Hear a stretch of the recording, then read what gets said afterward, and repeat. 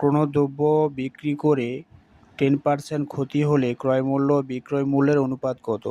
এখানে আমাকে ক্রয় মূল্য আর বিক্রয় মূল্যের অনুপাতটা বের করতে বলে দেওয়া আছে, কিন্তু এখানটা শুধু দেওয়া আছে যে 10% ক্ষতি, এছাড়া কোনো কিছু দেওয়া নেই। 10% ক্ষতি, তাহলে আমি ধরি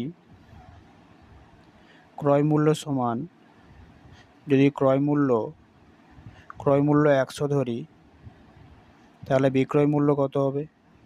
10% ক্ষতি বলে দিচ্ছে মানে কি, কোনো জিনিস যেটা বেশি দামে কিনবো সেটা নিশ্চয়ই কম দামে বিক্রি করছে বলে তো ক্ষতি হচ্ছে।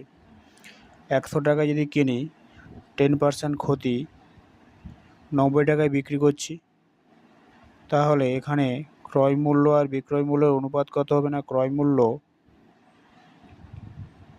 ও বিক্রয় মূল্যের অনুপাত, ক্রয় মূল্য ও বিক্রয় মূল্যের অনুপাত,